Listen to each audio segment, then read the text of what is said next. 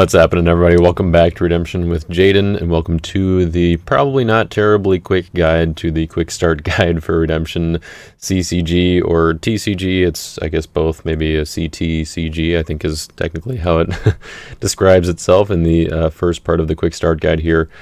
Quick note on this quick start guide: it is packaged. It's not actually packaged. It's referenced. It's only available in PDF form, as far as I'm aware at this point. But it kind of was designed to go with the Israel's Deliverance or the K and L starter decks, which were released this year in 2023, and that is kind of what we're going to be using as a reference as we go through this quick start guide and figure out how we actually play this game of Redemption. This is the first part of a probably 3-part tutorial series. I haven't gotten the exact planning out yet, but I think it'll be similar to my first tutorial series, which is now outdated by a few years and was with the I and J starter decks. Now we're going to be using the K and L starter decks, and the first video here is going to just be going through this quick start guide, kind of telling you how to play the game with a few examples with actual cards. Well, not quite actual cards, but we're going to be using Lackey, which is a Redemption. Well, it's not specific to Redemption. It's a card game playing platform where most of the people who play Redemption online play Redemption online. So we're going to be going through this quick start guide. We'll talk about a few examples, go a little bit more in depth to kind of help further your understanding. If you maybe you like videos better than reading through a PDF, and this will be an easier way for you to grasp all that or to put it together. And then in the next part of the tutorial series, we're going to be there's going to be gameplay, the K deck versus the L deck, and so that should be exciting. I'm not sure how that's going to work exactly yet, or who's going to be playing. I've got a pretty good idea who's going to be playing, but it's going to be a surprise for those of you who haven't seen it yet, which is everybody who's watching it. I mean, hopefully everybody who's watching it, who's watching this video, probably haven't seen the gameplay video yet. And then the third and probably final part of the tutorial series, I believe, is going to be a more in-depth, like advanced level rules kind of video.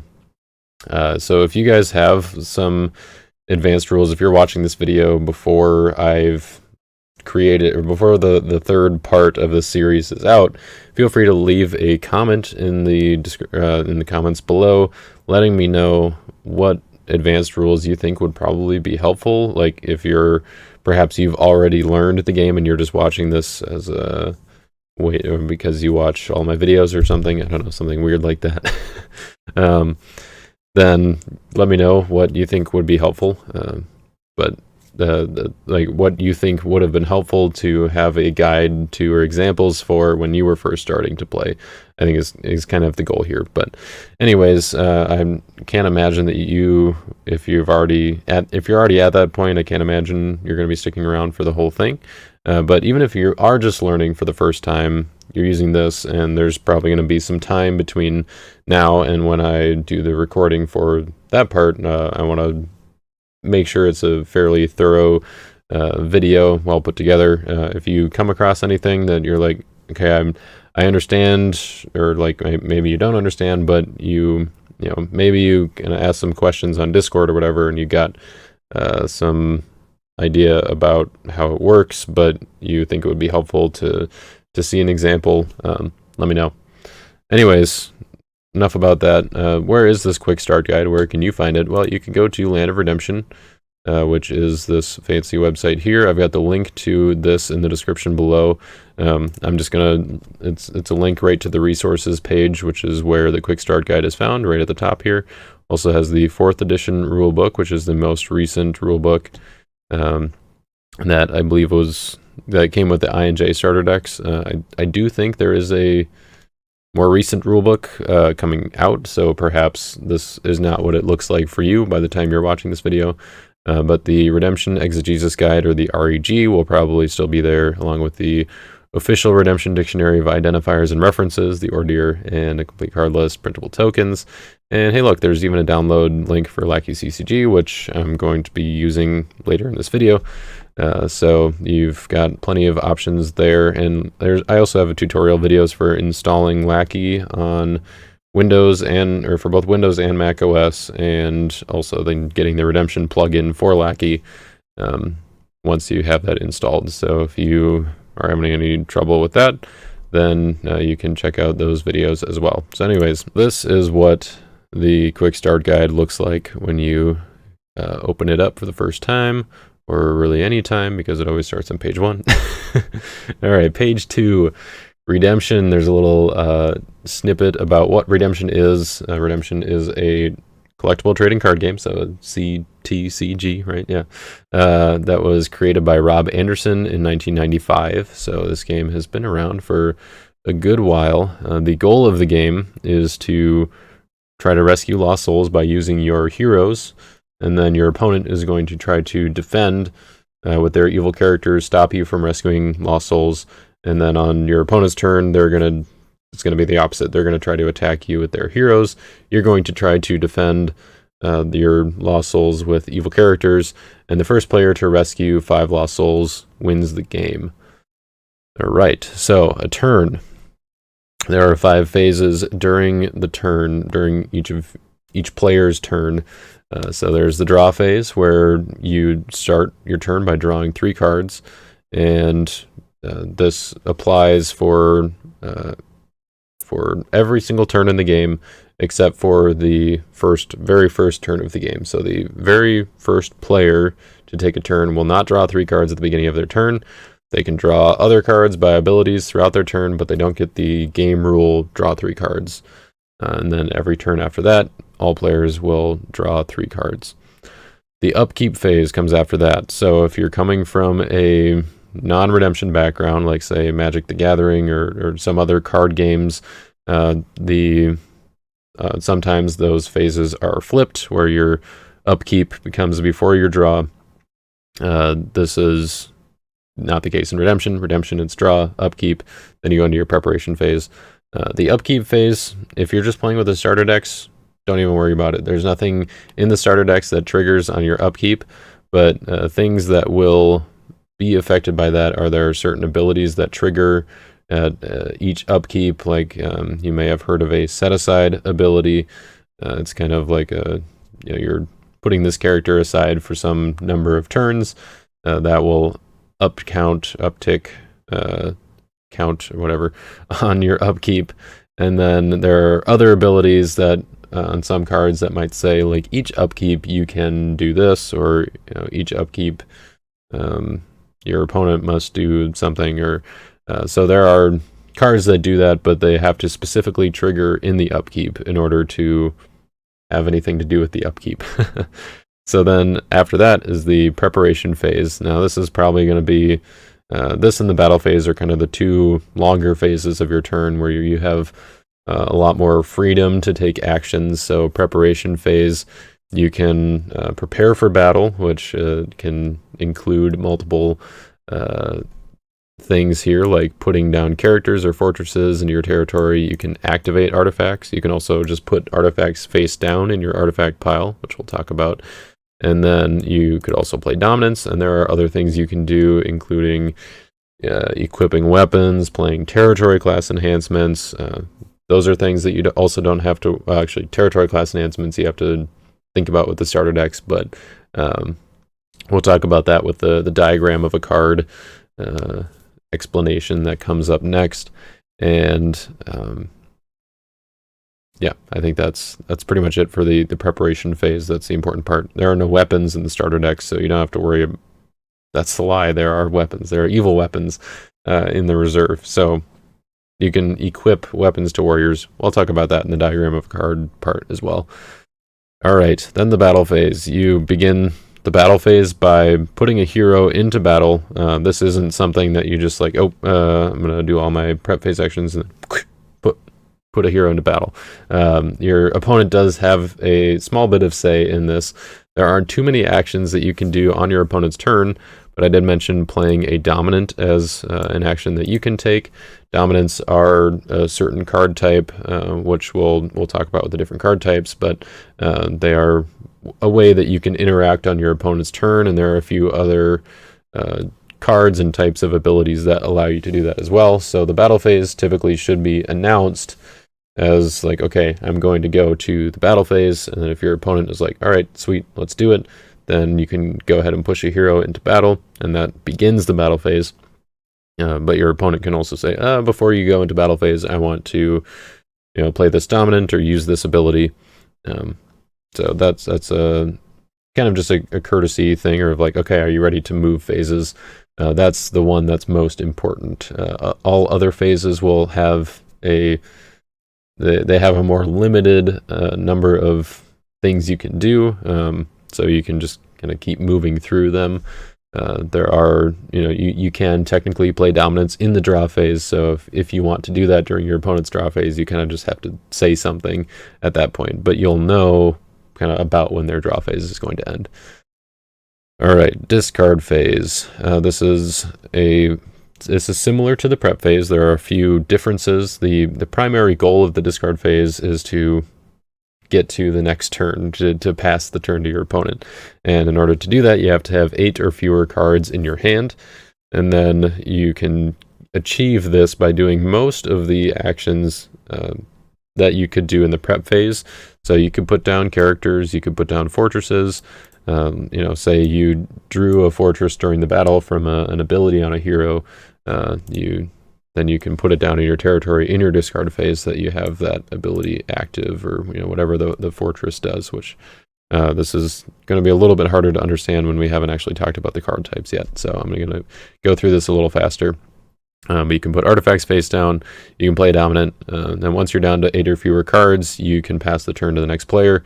And again, this is kind of a mutually agreed thing, you're passing the phase or passing the turn really to your opponent, and if they wanted to do something before you pass the turn, they have the opportunity to do so.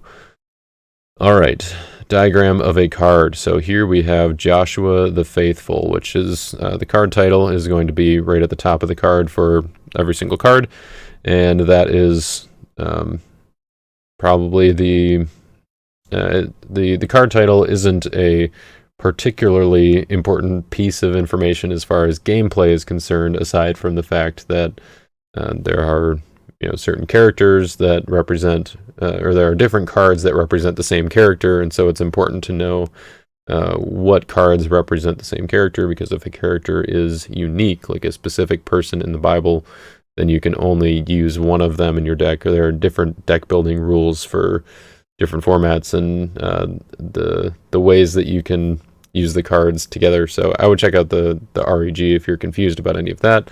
But also the card title is important for just information-wise, because then you can know, okay, who is this guy Joshua? Like, okay, what did he do in the Bible? And I think there's that aspect of just kind of having that the Bible learning information, because a lot of people will get that information from playing this game, not just because they enjoy playing the game, but also because it gets a little bit deeper into your knowledge of the Bible, which of course you don't. I will preface that, or maybe it's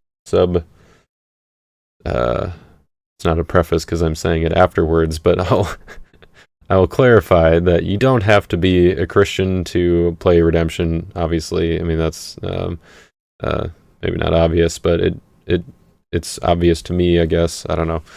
You don't have to be a Christian to know the game or to play the game, to enjoy it. I would say a majority of the people who play it are, but that's certainly we want to be a welcoming community, and we love the game, so we want people of all sorts of backgrounds to play, and we certainly have people of varying backgrounds in the community as well. So all that said, there is some Bible knowledge that will be helpful for playing the game. It's not very intense, so don't click away too quickly, but mainly the reference here. So down at the bottom you can see that Maybe it's a little small on your screen here, but down at the bottom, Joshua the faithful here has a reference to and a scripture verse, scripture text that goes along with this character, which is Exodus 32:17. Here's the reference. You don't have to actually know what the verse says, but it is written on the card. But you should have an idea of the reference of whether or not it's Old Testament or New Testament. That's kind of the main Bible or information from the Bible that you would need to know in order to play the game. And even then, you don't even need to know that really for playing with the starter decks. I don't think there is anything that specifies Old Testament or New Testament. Usually it's abbreviated OT or NT. And for example, Exodus here is in the Old Testament. It's the second book of the Bible.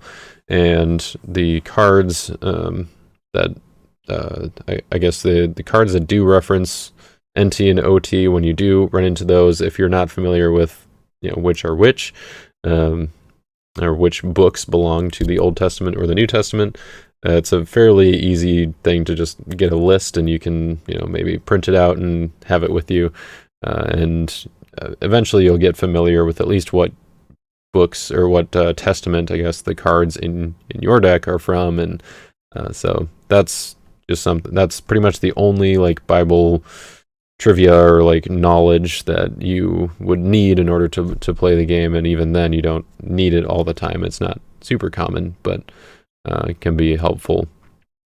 There are similar things with cards from the Gospels, which are Matthew, Mark, Luke, and John. So I think those are the only sub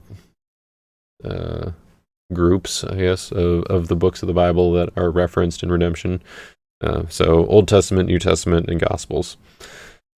All right, so moving over to the top left portion of the card here, this is where you're going to see a lot of the more important information about the card. So over in the corner, we have this icon box, which includes the brigade and the card icon. So over here, you can see Joshua the Faithful is a white brigade hero. You can tell he's a white brigade hero because of the white in the icon box, and then you can tell he's a hero because of the cross in the icon box. So cross indicates hero. And then he has some numbers up here, which are the strength, which is the first number, so his strength is 9, and toughness, which is the second number, so his strength is 7. So these will be used to determine initiative during battle. And then the card icon is used to determine how and when you can play certain cards. So heroes, you can put them in your territory during your preparation phase or your discard phase. You can just put them down in your territory. So that you can, to be used later, and then you can also put them into battle from either your hand or from your territory to begin a battle. Some heroes and some characters have a class icon. The options for a class is either warrior, weapon, or territory. Or none. So your characters don't have to have a class, but for example, Joshua here is a warrior. This is the first class, which I guess we can talk about the classes down here. So the warrior class icon has the shield puzzle piece on the left side of which I guess that's left for you guys, on the left side of the shield. That's only present on characters. It means that the character is a warrior, which means that the character can be equipped with a weapon. The weapons can have the opposite side of the puzzle, where they have the sword on the right side of the shield, which is only present on enhancements, which means the enhancement can be equipped to a warrior. So we'll talk about the details of equip either later in this video or maybe in the advanced one. I don't know, or maybe we'll cover it in the gameplay, because that is where it is likely to come up. Then there's also this little oasis icon, which is probably super small for you guys. So it's this little oasis. You got a little tent and some palm trees and cool stuff. That is a territory class symbol. This symbol can be on both enhancements and characters, which is a little confusing, or can be a little bit confusing. But in the starter decks, you only have to worry about it being on enhancements because there are no territory class characters in the starter decks. So this symbol on an enhancement means it can be played in territory during your preparation and discard phase. Otherwise, enhancements can normally only be played during battle. All right. So we also have the illustration. The card art is very much not important for the gameplay, but some of the stuff looks pretty cool. Like Joshua's fingers are coming out of the art box right here, which is kind of fun. The identifiers are then next if we're going down on the card here. Joshua was a judge, a prophet, and a wilderness character. So what these are used for are they're referenced by abilities in the game. So if I have another hero that says you can search your deck for a judge, that means that you can take, or I suppose it would be worded, you can take a judge from your deck. So if I use that hero and the ability says you can take a judge from your deck, then I could take Joshua from my deck because he is a judge. If the same thing for prophet and also for wilderness. Wilderness is both a good and evil identifier. I guess prophet is, well, actually all three of these are. They can be on heroes or evil characters. Some identifiers are only good identifiers, so like disciples are only on heroes, and then some are only evil, like magicians is an evil only identifier. So if your evil character is a magician, then you would only find that on an evil character, I guess. All right. Then the special ability. This is what is going to activate when your character goes into battle, or when your card is played, I guess I should say. Played, at least for a hero, would be played in battle. For some cards, they activate when they're played in your territory. We'll talk about that with the card types. But here, if Joshua goes into battle, he says you may take a good Exodus enhancement from deck. So this is where you don't really need the Bible knowledge, but you do have to know where to reference on the card. A good Exodus enhancement from deck means that he can take an enhancement with a Bible icon, which we'll get to with the card icons here, that it has an Exodus reference down in the bottom right corner here. Lastly, well, second to last, I guess, we have the set icon and card number. This is down in the left corner, so Joshua's L29 because he's part of the L deck and the 29th card, just for numbering, for collecting purposes, that kind of stuff. Most sets will have a set symbol. The starter decks just have the L as their symbol, or whatever letter they belong to. And then like the most recent set is Israel's Rebellion, which has a little like golden calf icon. So then the artist is the last piece of information that doesn't, similar to the illustration on the card, doesn't actually matter for the gameplay. I say that, but there are old cards that say, like, search for a card depicting an idol. That language is not used on new cards now, but the and that definition is actually changed so that you can search for an idol, which has which it would say that it is an idol in the identifier. That would be one of the identifiers that you would be looking for. So that is in old language. Like I guarantee that you do not need the art or the artist in order to play the game of Redemption. So that's how the rules have been adapted, such that is the case even for cards, like old cards that say depicting an idol or depicting a weapon or something like that. All right, so those are the cards and the classes. Or that's the card breakdown. Now there are card types. There are 10 like basic card types in the game. The kind of most important one to know are Lost Souls. Those are what you're trying to rescue from your opponent, and then trying to block against your opponent. You're trying to keep your Lost Souls, and those are going to be kind of like your victory points. How you win the game is getting to 5 of these Lost Souls. You'll notice that they don't actually have an icon box in the top. they're kind of treated specially in the way that they're played. Basically, once you draw one, you put it in your territory and you draw a card to replace it. All right, and then to rescue lost souls, you are going to be using heroes. Heroes represent characters in the Bible who follow and serve God and his plan. Makes sense. And so you're going to use those heroes to try to rescue lost souls from the opponent. So here it's Aaron, Moses' brother, and similar to Joshua up here, he was also a hero. They have this cross icon. All right, evil characters, they're what you use to try and block the opponent from rescuing your lost souls. So Pharaoh Ramses II is the example here, and they have a dragon icon. Good enhancements are what you use to kind of help your heroes during battle, or they can also have territory class icons to play them outside of battle to maybe help you prepare for the battle. And you're going to be using those cards with a Bible icon. Those are good enhancements to support your heroes. Similarly, the evil characters will be using evil enhancements, which have a skull icon. So you'll be using the evil enhancements to back up your the skulls to back up the dragon. So your evil characters on your evil enhancements on your evil characters, and to help try to stop your opponent from winning the battle. And then I mentioned before, there are dominants. There are both good dominants and evil dominants. Good dominants are represented by this lamb icon here. You've got the little the lamb with the cross and the little banner on it. And then the evil dominants are this little Grim Reaper dude, which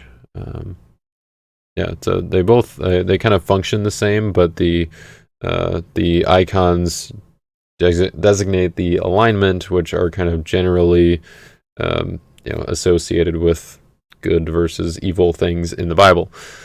So in this case, the good dominant example here is pillar of fire. That's the pillar of fire that God led the Israelites through the wilderness by, I guess, during the nighttime.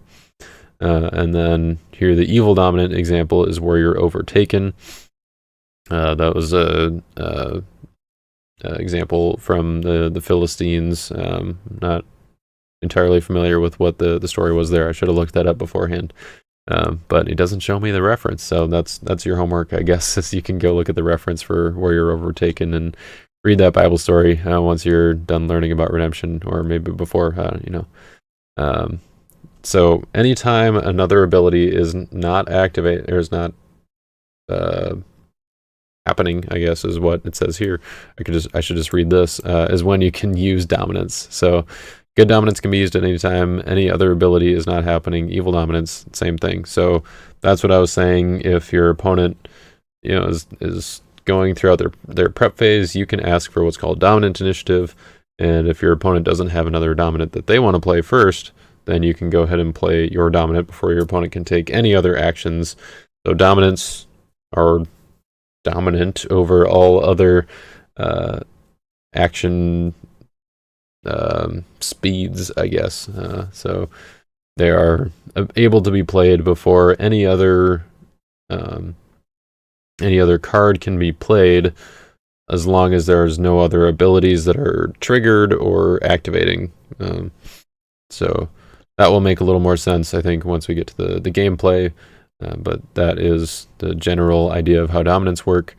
Now there are artifacts. They have this grail icon, and they are put in your territory. You're limited to only one active artifact, at least in your artifact pile. We'll get into the details of how you can have more than one active artifact, probably in the more advanced video, but for the purposes of the starter deck, you can only have one active artifact on your artifact pile. Other artifacts are just face down beneath your active artifact, and then you can change which one you have active during your turn. You can either leave one active from the previous turn, or you can deactivate all of your artifacts so that you don't have anything active, or you can flip up a different one. And that's during your preparation phase that you would do that. And fortresses have this, fortress icon, and they are put into your territory and take effect immediately when they're played. So they're kind of like just an ongoing effect that, some fortresses, like the ones in the starter decks, have both an effect immediately when they go into play, like the ones in the starter decks let you search for a hero. And then they also have some ongoing abilities that can be, triggered by certain actions, or they just have a, completely ongoing, like this effect is maybe protecting some of your characters or your territory, stopping your opponent from, harming them or something like that. So in the starter decks, the effect is if your lone either Exodus or First Samuel hero, depending on which deck you have, attacks, you get to draw a card. So that is the way that fortresses work. There are some other. There's a little note here that some cards can have more than one type. So, say in the starter decks, there are cards that are both good and evil enhancements. Outside the starter decks, there are cards that are both heroes and evil characters, which they kind of represent people in the Bible who kind of at different points in their story were either, serving God, or they were not. They were doing good things and also doing bad things.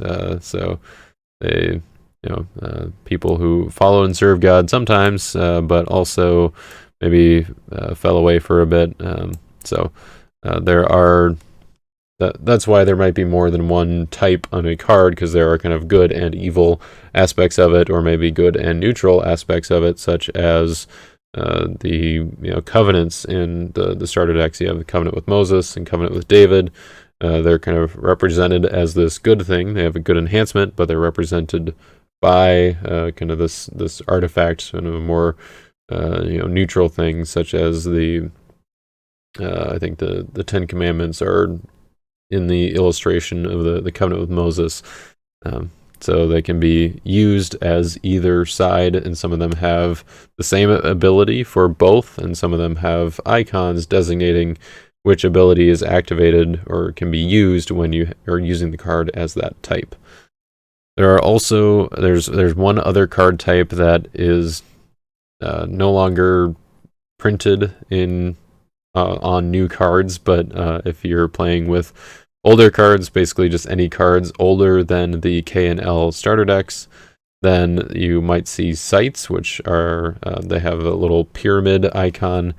They function similarly to fortresses, where they might have effects immediately when they're in play, and they might have effects that are just ongoing. They also interact with lost souls in a different way. We'll talk about how all of that works in the advanced rules part of the series. All right, now putting cards on the table. Here's the general field of play, kind of how it works. You have heroes up in front, evil characters, and then your lost souls. That's just the general way of how people do it. I will say that this, I think this card arrangement is probably the most common, and I think it's the best for kind of understanding how your cards are arranged and keeping things organized. But I will say you might run into other players who maybe learned from a different area or from a different play group, and they orient their cards a little bit differently, orient their territories a little bit differently, I should say. Maybe there's, some of them have their deck in the middle and they have heroes on one side, evil characters on the other side. It's a little silly if you ask me. Sorry, Mark. I know you're a fan of that, but I think this is kind of just the general, well understood way of doing it. You might see something sort of different happening if you're watching any of my other videos where I'm playing games on Lackey, where I might organize it a little bit differently, and that's partially just because Lackey is a little more difficult to play with than like physical cards. But also the like artifacts and fortresses, it doesn't necessarily matter which one is out in front. So usually I have my artifact pile closer to my deck, maybe right above my deck when I'm playing in person. I like to also play with my deck sideways and my discard pile behind it. Not that I'm, I don't know if that's necessarily the best, because then you're kind of hiding your discard pile, but also your opponent can look at or any player can look at your discard pile at any time. An ability isn't happening anyway, so it doesn't really matter if your opponent wants to see what's in there. They can do that. Then there's the field of battle. Just make sure that if you're playing with your opponent, you're giving them a little bit of space or you're putting a little bit of space in between your territories so that you can have a battle there. So basically, your opponent's territory would be on this side with their heroes here. Kind of in. Let's see, I can draw on this here. Their heroes here, their evil characters, and then their lost souls. So that is generally how that would work. All right. So yeah, it's kind of mirrored. Then out of play, you have your Land of Redemption. This is where your redeemed lost souls go to. So right now, this guy's got 3 lost souls, so he's getting pretty close to winning. And he's David versus Goliath going on in the battle here. All right, so I've got a highlighter. Sweet. Maybe I should start over the video and highlight things. No, I'm just kidding. All right. Let's talk about the locations that we, I guess, can and cannot see on here. The hand is just where the cards that you have yet to play. If you played any card game ever in your life at any point, you probably know what the hand is. The hand is just information for you, unless your opponent has a look at opponent's hand card, in which case you have to show them what you have. But in general, your hand is kept private.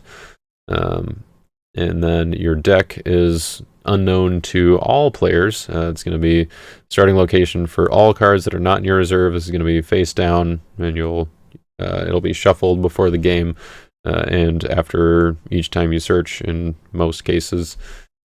So that is going to be mostly random. Then your reserve is outside of the deck. It's kind of a separate deck, maybe like a sideboard if you're familiar with other card games, but you can interact with it during the game. Redemption doesn't do like best of 3 or anything like that, at least at this point. So it's just Redemption is only best of 1 in tournament formats and everything. So the reserve is kind of like a sideboard that you can interact with during the game. Cards can be added to the reserve during the first round of the game, but they cannot be removed from the game from the reserve during the first round of the game. So it's kind of it's a slow access to it, I guess, where it's not something you can access right away on the first turn, but later in the game, starting with the second round, as soon as the player who went first begins their second turn, then all reserves are open access for everyone. All right, discard piles, where cards that get discarded by an ability or game rule are placed in the discard pile. So that's where, if you use an enhancement in battle, it goes to the discard pile. If your hero gets discarded by one of your opponent's evil enhancements or something like that, it goes to the discard pile. There are ways that you can interact with the discard pile or get stuff back. Certain cards and certain card types have ways to get them back, that sort of thing. But for most, or in a lot of cases, I guess, the discard pile, like once those cards are gone, they're gone.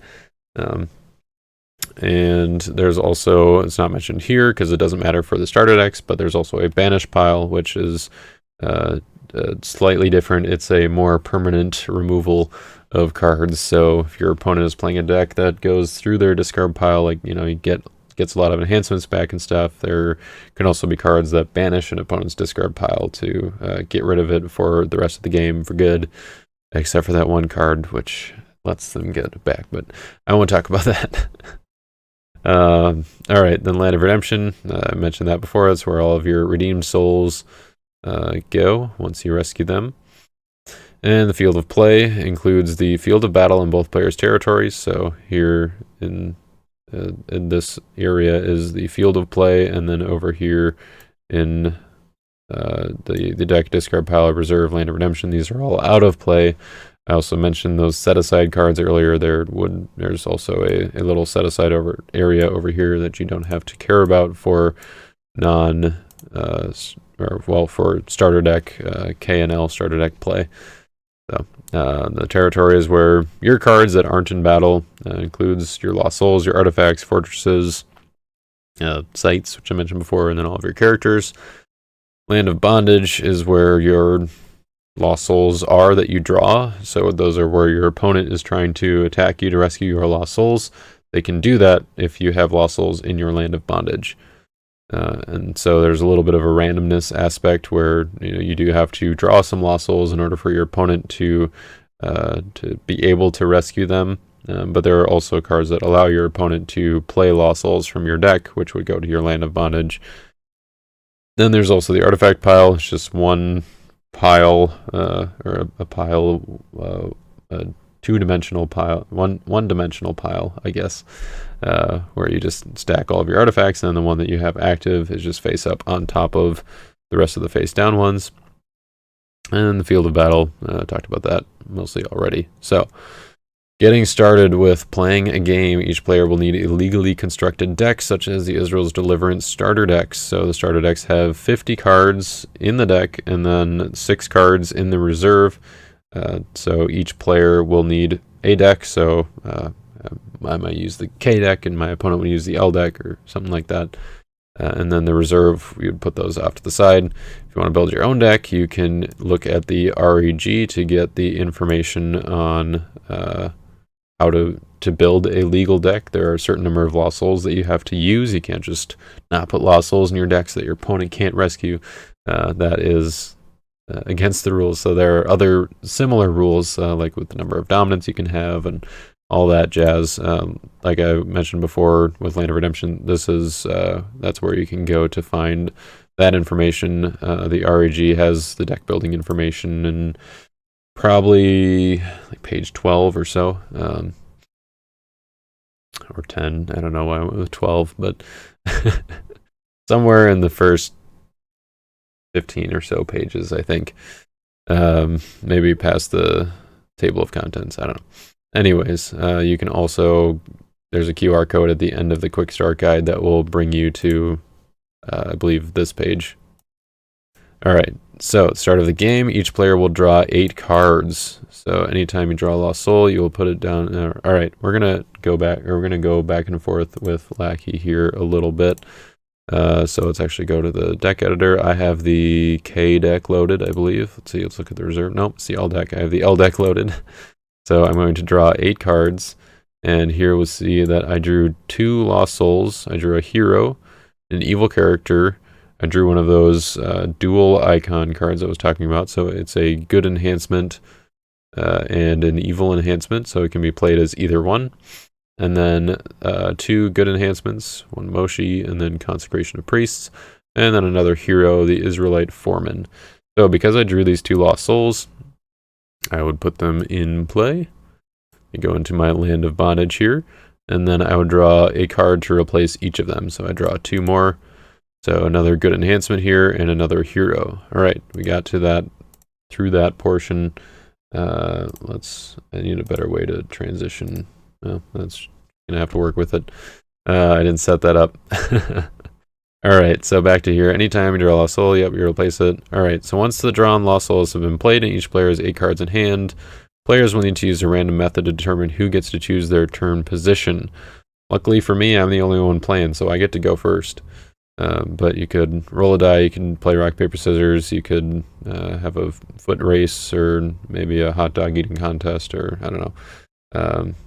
But whatever you decide is random enough, or both players agree to. And then that player gets to decide who's going to take the first turn. I mentioned the drawing before. These are some things to keep in mind. The player who takes the first turn does not draw to start their first turn, but they have the first chance to rescue a lost soul. So if both players rescue a lost soul on every turn of the game, the first player is almost always going to win.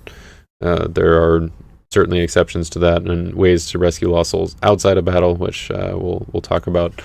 But that is, in general, going to be the case.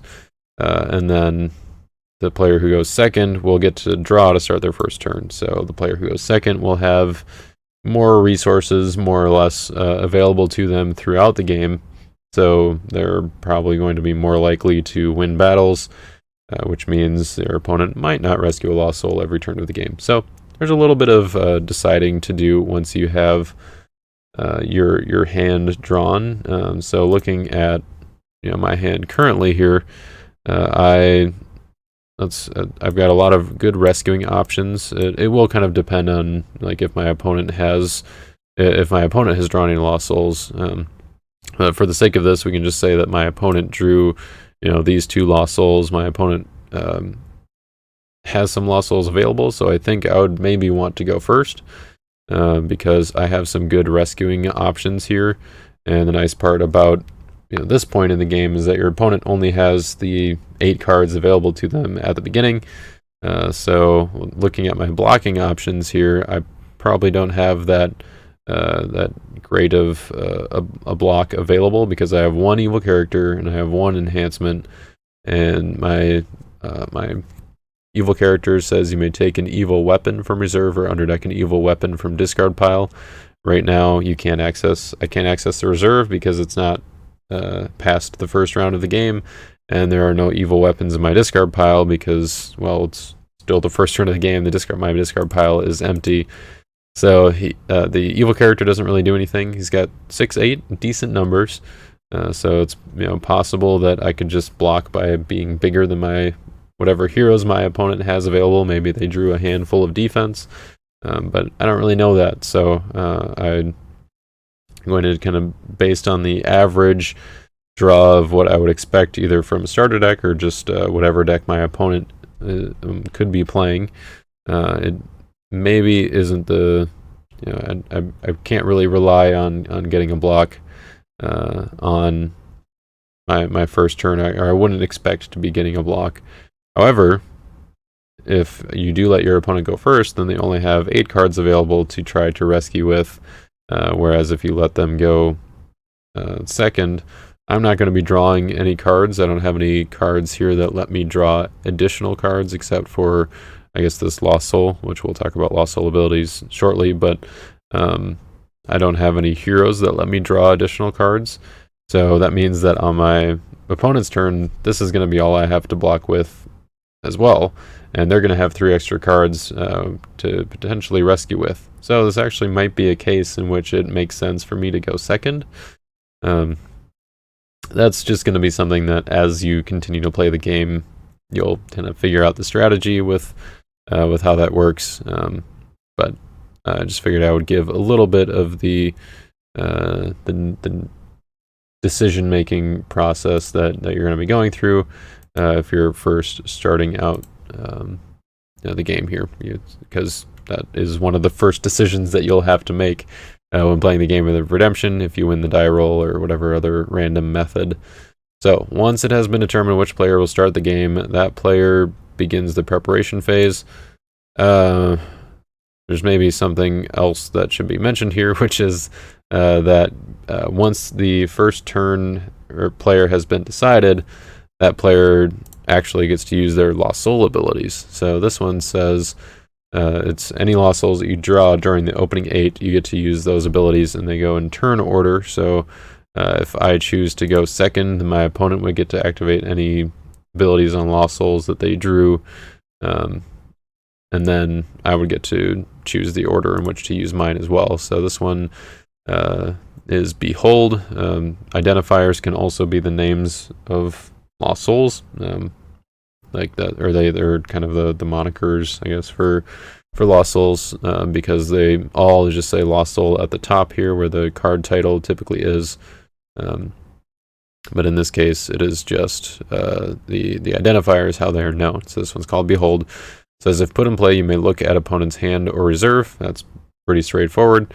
You can try to get some more information about their hand, and then that will kind of that's actually pretty helpful for me in this case if I'm going second, because I can determine, okay, is this evil character actually going to get a block for me, or is it not worth it? Am I going to be giving my opponent too much card advantage, or some other advantage if I block?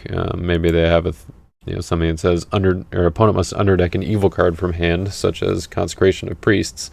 And so if I make a block with this guy, then I'm going to have to underdeck my enhancement, and then they're going to win the battle. So it might not be worth actually even blocking there if I don't have another way to stop them from winning the battle. But you also get a resource out of their hand that they can't use later. So it's one consideration. But I like the strategy aspect of looking at your opponent's hand, kind of surveying their options, and then making the best move from there. Definitely a good strategy component to the game. And then Shepherds is this other Lost Soul. It says if put in play, you might underdeck a card from hand to draw one. This seems like it would probably be a good idea for me to do because I would like to have a little bit more defense available, and it might not necessarily need all three of these heroes, such as this guy. He says you may exchange this card with an Exodus hero from reserve or discard pile. I probably don't need that because I can't go to the reserve on the first turn when there's nobody in the discard pile, similar to the Philistine Charioteers. So this guy isn't really as good on turn one. He does have big numbers, which can come in handy. You'll kind of have to work on finding the balance between our big numbers important or is initiative important, which we'll get to a battle phase example to talk about that.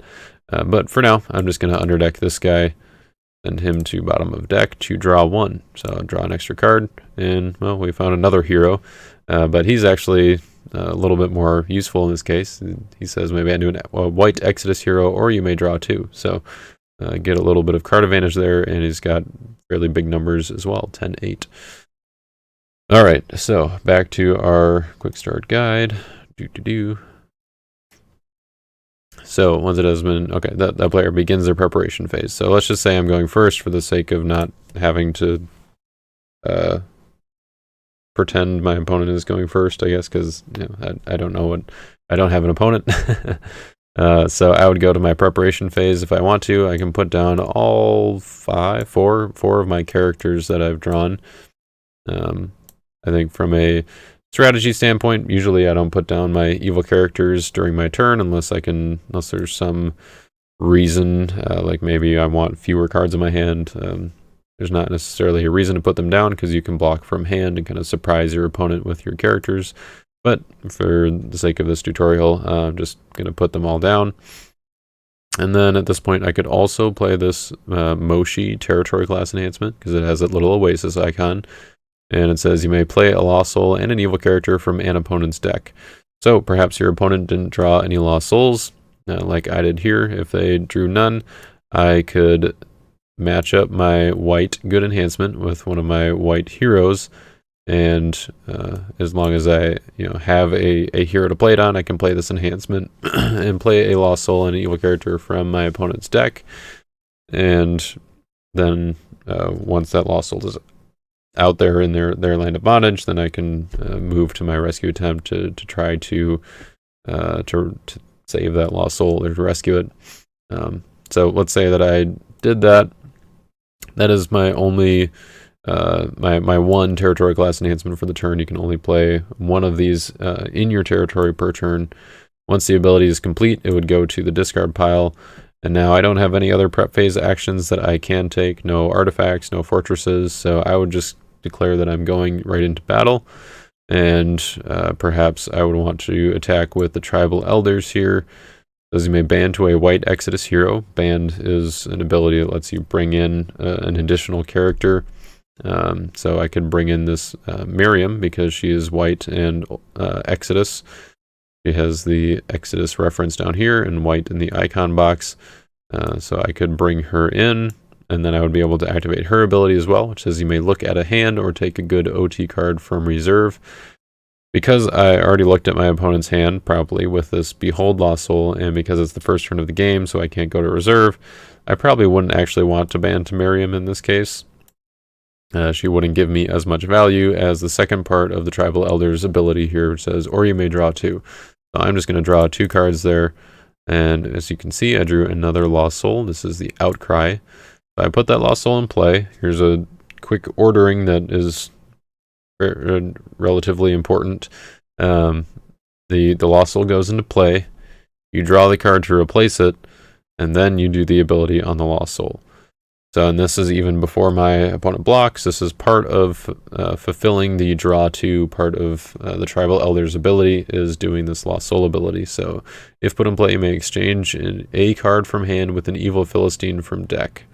So this might have been a good reason to keep my Philistine Charioteers, or maybe one of my other heroes in my hand, because I don't necessarily need them, and I might be better off with a different card in hand that I could exchange for an Evil Philistine. But I could also just swap away this Roman Governors for a Philistine that's a little bit more useful. So exchange just means it's a 1-for-1 trade exchange.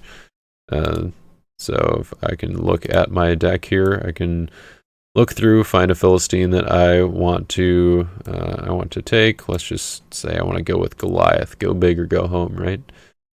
So I want to get Goliath, and I have to pick a card from my hand to exchange for Goliath, so that will get shuffled into my deck.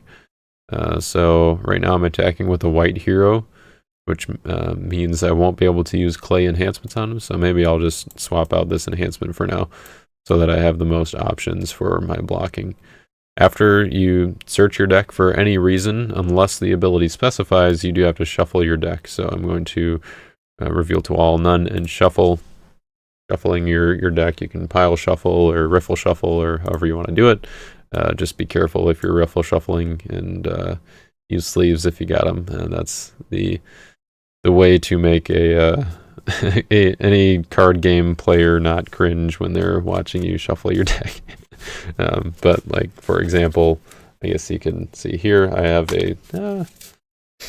a deck that's all sleeved up, and I can shuffle it by putting half of it into another one. So that is how you can do your shuffling. You can also split them up, or split the deck into piles, putting a card in each pile. It's not really a random way to do it, so I would combine that with another way of shuffling, but I can't really demonstrate doing that on Lackey, because here I just have to right click and then click shuffle and it randomizes the deck for me, or at least pseudo random. I don't know, I'm sometimes suspicious about the Lackey shuffler. Anyways, all right, so now my opponent has the opportunity to block. We could just say that I'm blocking and attacking here to kill 2 birds with 1 stone. But I am jumping a little bit ahead of things, I think, in the quick start guide. So let's go back there really quick. All right, I already kind of talked about the actions that can be performed in your prep phase, but here you can play a territory class enhancement. So I played Moshi. You can also activate an artifact. I didn't have any artifacts. You can play characters. I put down like 4 of them. I didn't have any fortresses to play from my hand. I didn't have any artifacts to put face down on my artifact pile. You can equip a weapon from hand to your warrior of matching brigade. I did not have any weapons in my hand, but I did have a warrior. My evil character, the Philistine Charioteers, is a warrior. So if I had an evil weapon, like the one in reserve here, Philistine Chariots, you can see the little weapon class icon. If I had that in my hand, I would be able to put it down on my Philistine Charioteers, equipping it to them in my territory, and then when Philistine Charioteers enters battle, both the character ability and the weapons ability would activate. So it's a little bit different than territory class enhancements. The abilities don't do anything while in territory, but they do then just activate in battle, and they stick with that character, as you would, I guess, expect a weapon to do. All right, so you can also play dominance. I didn't have any dominance to play, although I do now. I had that warrior overtaken, but that's more of a battle phase dominant, so we'll talk about that when we get to it. Once you've taken all the prep phase actions you wish to perform, you can begin the battle phase by moving a hero into the field of battle. All right, that's as far as we got with our tribal elders there. All right, so now beginning a battle. Whenever a card is played in battle, its special ability will activate. I guess we did get to that point with the tribal elders as well. We went through what the ability could do. Tribal elders could either band or draw 2. We covered that in the drawing. Once a hero is in the field of battle, the battle phase has begun. There are 2 types of battles. There is a rescue attempt, which means that when your opponent has lost souls in their land of bondage, you can make a rescue attempt. If they don't have Lost Souls in their Land of Bondage, then you would make what's called a battle challenge, which you don't have to do. You just put out a character into battle, and your opponent can choose whether or not they want to block. If they don't block, then there's really no downside for either player. It's just really you can go out. Maybe my opponent didn't have any Lost Souls, but I still wanted to activate the ability on Tribal Elders to draw 2 cards. I can make a battle challenge with the Tribal Elders. The risk there is that my opponent could block and do some damage, maybe discard my Tribal Elders or get some drawing of their own, and that is perhaps a reason why you would actually want to block a battle challenge. But if you don't, it doesn't really matter because you're not giving up anything in that case, whereas in a rescue attempt, the defending player can choose not to block, in which case you would rescue a Lost Soul. In most cases, they're going to elect to block with an evil character from hand or territory to try to stop you from rescuing. So, if your opponent chooses to block, then their evil character abilities would activate, similar to how the heroes did. And then if they choose not to block, then they would have to give you a Lost Soul, unless they have perhaps a dominant that can stop you from rescuing or something like that. They can take out your heroes in battle. Alright, during battle, players play enhancements on their characters in battle by following the rules of initiative. The following situations outline the rules of initiative to determine which player has the opportunity to play an enhancement. Initiative changes as the following situations change. And dominance can be played at any time and do not need to follow the rules of initiative. So, let's do, okay, alright, I'll go through the scenarios here and then we'll demonstrate them. So, either one side is losing, basically means if my toughness is, or my strength is bigger than your toughness, and my toughness is bigger than your strength. In that case, one side, either the hero or the evil character, or multiple heroes or multiple evil characters, are losing the battle. So in that case, the side who is losing the battle would have initiative to play the first enhancement. Then it could also be a stalemate. In this case, basically neither player is defeating the other, or neither character or group of characters is defeating the other side. So that happens when the strength of, or the total strength of characters on the on one side is less than the total toughness of the characters on the other side, and this and the same is true for the heroes and the evil characters, and the evil characters and the heroes. So if all toughnesses are bigger than all strengths. Then in mutual destruction, if both sides have strength equal to or higher than the opponent's toughness, then both sides would be being defeated in that case. So it's kind of the opposite situation where there is both players are defeating each other, and the initiative rules for mutual destruction and stalemate are both the same, where it's whichever player who did not play the last card in battle has the initiative to play an enhancement in battle. So a lot of times after you block, it's going to be the hero's initiative, because if it's a stalemate or mutual destruction, because the hero or the evil characters, I guess, were the last card played in battle. Now there's also special initiative, which is it's initiative regardless of the numbers. It doesn't care about that. It's only when, or it's triggered, I guess, when an opponent's special ability would remove all of, I guess, your only character or all of your characters in your side of the battle.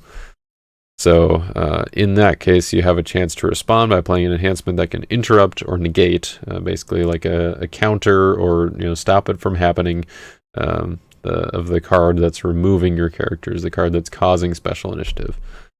Alright, so what does this look like in our example with Tribal Elders here? So Tribal Elders is a 10-8, so I would have to decide how I want to block that. So let's say that I'm also blocking here with the cards I have in my hand. So I could block with Philistine Governors. It is a 2/4 evil character. So strength of 2, toughness of 4. And it says may band to a Philistine with strength 10 or greater, or you may draw 1. So that means that I could either band here to a Philistine with strength 10 or greater, such as Goliath here. He has strength 12 and toughness of 12, so I could bring him into battle as well. And then I would be able to use his ability of protect this character from lone heroes. So lone is just what it sounds like. So Tribal Elders is currently lone because it's the only hero in battle. If he had banded to Miriam, then he would not be protected. And protect just means it's Tribal Elders can't play anything to target Goliath. And then it says you may look at a hand, so you can look at what enhancements your opponent has, what they've got going on. So if I choose to band here, I would be a 2 plus 12, so 14 strength, and then 4 plus 12, 16 toughness. So this 14 strength would be compared to the 8 toughness on the Tribal Elders. So clearly the evil characters are defeating the Tribal Elders in this case. And then the strength of Tribal Elders is 10, which is compared to the 16 toughness of the evil characters. So the Tribal Elders are very clearly losing this battle at the moment, at least. So that is the how the initiative typically works. One other note: if any numbers are tied, the tie always goes to the strength. So if let's say, let's say that this 2-4 and the 6-8 were able to band together. Philistine governors can't band to Philistine charioteers because it doesn't have strength 10 or greater. But let's just say, for example, we've got this block going on. So now the numbers on defense here are 2 plus 6 is 8 strength, and then 4 plus 8 is 12 toughness. So my 8 strength would be compared to the 8 toughness on the Tribal Elders. And because it's a tie, then the tie goes to the strength. So in this case, the evil characters would still be winning the battle outright, even though the strength is tied. All right. So now let's say that I did not band with Philistine governors. You can probably figure out what would be going on here. But I would, let's say I chose to draw 1 or just chose to do neither. Then Philistine governors is a 2-4, clearly being defeated by the Tribal Elders. What would I actually do in this situation? Probably just block with Goliath and make my opponent do something, get a little information about their hand. They have to have some kind of protection or some way to get around the protection on Goliath. So I would get that information. Ooh, excuse me. It's a little bit late, so this happens. All right, the Tribal Elders would be losing this battle still. They're 12-12, or Goliath is 12-12. So Tribal Elders is losing outright. So they have Tribal Elders has initiative to play, or the Tribal Elders player. I have initiative against myself. That's the way that we'll word it from now on. It's not confusing at all. All right. So even though I do have initiative to play the first enhancement, there is also the opportunity to play dominance outside of initiative. So as the defending player, I could play this Warrior Overtaken Dominant, which says you may take an evil Philistine from deck or reserve, discard a hero in a territory to add an evil Philistine to battle. All right, so I could, sure, I'll go ahead and play this. Take an evil Philistine from deck or reserve. It's still the first round of the game, so I have to go to my deck. And we'll go look for another Philistine. Let's maybe do the Philistine Raiders here. So take them. And when you take a card, if it doesn't specify what to do with the card, you put it in your hand. And then discard a hero in a territory to add an evil Philistine to battle. So let's say I want to take out Ithamar. Limit my opponent's access to clay. I could discard a hero in a territory and then add my evil Philistine. That could either be from my territory or from my hand. So let's say I'm adding Philistine Raiders here, and Philistine Raiders says you may draw 2 or take an evil 1 Samuel card from reserve. I still can't go to reserve, so I'm just going to draw 2 cards. And now that I've added the Philistine to battle, or Philistine Raiders to battle. I'm a 19-18, so Tribal Elders is definitely losing. Once the ability on the cards that you add to battle completes, that completes the all the abilities on Warrior Overtaken here, so that will go to the discard pile. And dominants are fairly difficult to recur, or it's not very common to be able to get them back. Just because they are very powerful cards. So once you play it, it's most of the time going to be a one-time use. So make sure you use it at the right strategic time, or just try it out a few times and to kind of get a feel for it. All right, so now Tribal Elders initiative to play something. Because Goliath is protected, it's going to be a little bit difficult, but I think what the Tribal Elders player would have to do here is play this Evade, which says just negate a card straight up. So you'd be playing it as the good enhancement side because it's white and clay. You can use it on this white hero, Tribal Elders, and negate Goliath here, negate their protection. And once again, I think I'm getting ahead of the Quick Start guide, which is what I said would be the topic of this. So let's go back to that real quick. Resolving battles, the player who has initiative can play enhancements and do all that. If your character... there's a little table here just for helping you to keep track of whose initiative it is. That's kind of what we already talked about. And also, if at any point an enhancement in battle does not have a character of a matching brigade in battle to use it, the enhancement is immediately discarded. So let's say I had a white hero that was banning to a clay hero. I played a clay enhancement, and then my opponent played something that discarded the white hero. The white hero got removed from battle, so my clay enhancement no longer counts. The numbers go away, the enhancement goes to the discard pile. So it's just the white enhancement that would be left. All right. Battles conclude when one side is defeated, either by numbers. So either you're just losing the battle and you have no more enhancements to play, or if your opponent plays an enhancement that removes all of your characters and you don't have a way to negate it in special initiative. Then if the rescuing side wins, they get a lost soul. All the surviving characters at the battle go back to their territories, or their owners' territories, I should say. And then if the blocking side wins, then surviving characters just return to territory. There's no benefit for, there's nothing you gain by blocking other than your opponent just not rescuing a lost soul. So then in mutual destruction, if the battle ends when both players are defeating each other, so both strengths are bigger than both toughnesses, or I guess greater than or equal to both toughnesses, then all characters in battle would be discarded, and the heroes would still get the lost soul. So mutual destruction is still good for the rescuing side, but you do lose the characters there. So it's kind of symbolic of sacrificing for the greater good. And then in a stalemate, it's kind of the opposite. It's better for defense for a battle to end in a stalemate because it means that neither side is defeating each other. All the characters will just go back to territory and no lost soul will be rescued. All right, and then all enhancements will go to the discard pile with the exception of, potentially with the exception of weapons.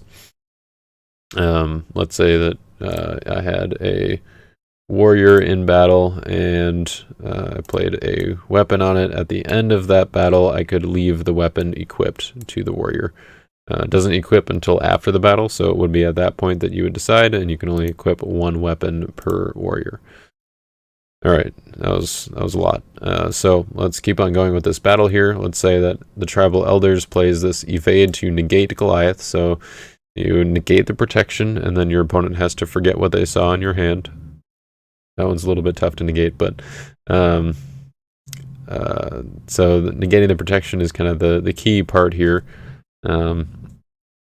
And then after you negate that, you would add up the numbers and still see that Tribal Elders is 14.8 altogether with the adding the 4-0 from the enhancement here, the good side of the enhancement. And then the evil characters are still pretty big. This is 1918, so it's still Tribal Elders' initiative. So then you can play Consecration of Priests, which says opponent must underdeck an evil card from hand, bounce an evil character. So opponent must underdeck an evil card from hand is exactly what it sounds like. If I'm the opponent, I would have to underdeck an evil card from my hand, which in this case is only this evil character, but evil cards could be evil characters, evil enhancements, evil dominance. Pretty sure that's it. Some other cards that have like multiple icons, so like let's say evade, if that was still in my hand or my opponent's hand or whatever, it would still count as an evil card. It's both a good card and an evil card at face value, since it has both icons, and it's at face value in your hand, in your deck, in your discard pile, in your reserve. So it can be targeted as either, which means that I would have to choose then between underdecking Philistine Governors or underdecking Evade. In this case, Evade is not in my hand anymore because I'm playing both sides, so Philistine Governors would have to be sent to the bottom of deck. Then the second part of this ability is bounce an evil character. So in this case, because the protection on Goliath is negated, I can target Goliath with this ability, and bounce just means return to hand. So that would return Goliath to my opponent's hand, or whatever evil character I choose. In this case, I wanted to choose Goliath because he was much bigger. And so now, after that, because it's not removing the last character from battle, because I still have Philistine Raiders in battle, and there's no special initiative there. And so you go back to looking at the numbers, where it looks like we're now up to solid 16, 10 on offense here, the 16 strength and 10 toughness, whereas the evil character is still at 7-6.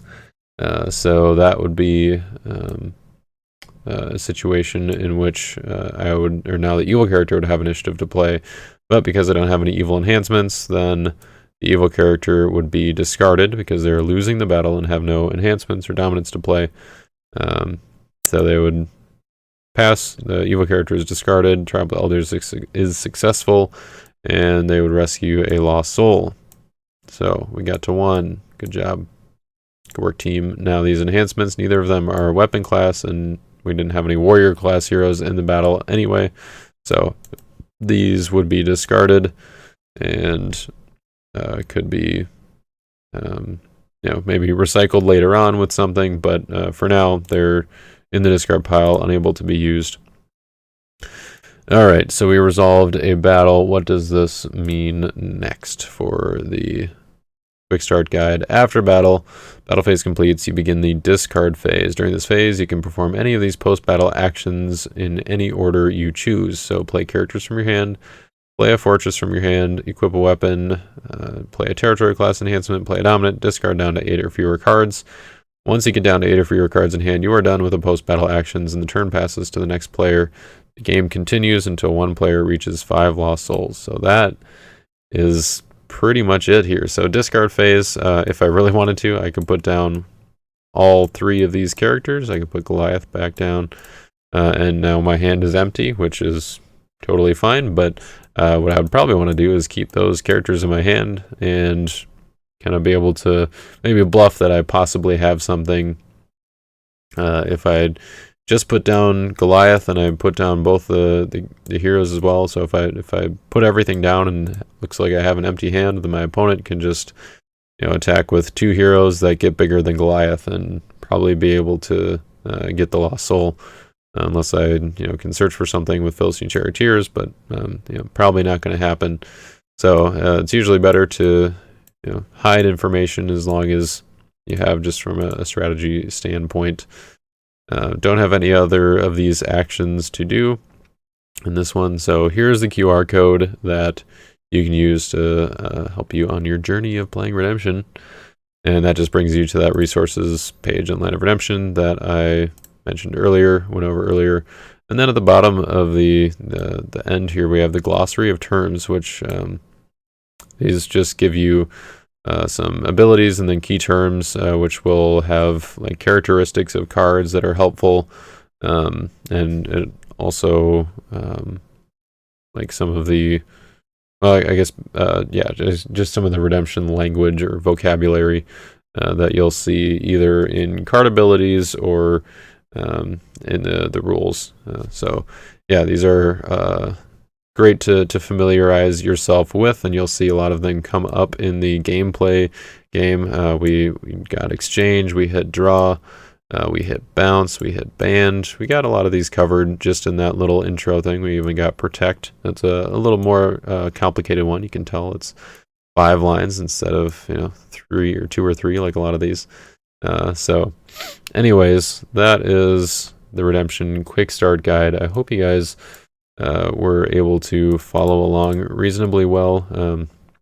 Feel free to go back and watch through things, and really I think just watching some gameplay will be helpful. We're not necessarily going to explain everything in the gameplay, or like piece by piece how everything is going to work out, or like explaining all of the abilities, but at least I think we're going to start that way, and then kind of work our way towards just kind of more of playing the game, making decisions, and maybe talking through a little bit of the decisions, especially as it relates to playing with the starter decks and all that. So that is all I have for this video. Hopefully I will see you guys in part 2 and part 3 of this video when they come out. I hope you guys enjoy that. Leave me any comments, or you can message me on Discord as well. I'm the jailer on the Redemption Discord. If you have any questions, there's also a ruling questions section of the Discord, which is awesome for just getting a quick answer to things, especially when you're in the middle of a game and you can probably get an answer within a few minutes. So be sure to check that out as you're learning, utilize that resource, and also just asking players who have already played the game for a while or have already learned how to play the game. That will help build your understanding pretty quickly as well. There's really no replacement for playing games in person and learning in person. I think that's great, but Lackey is also a really nice tool that we have available to us. So if you don't have anyone around you to play with, then find someone on Lackey to play, or you can hop on the Discord and maybe find someone who would be willing to play with you over Zoom or Skype or whatever, have a setup for that using physical cards. So that's always a great option as well. There are even online tournaments played via Zoom where you play with physical cards. Those are awesome. They happen roughly once a month. So all right, now that's finally it for this video. Hope you guys enjoyed, and we'll catch you next time.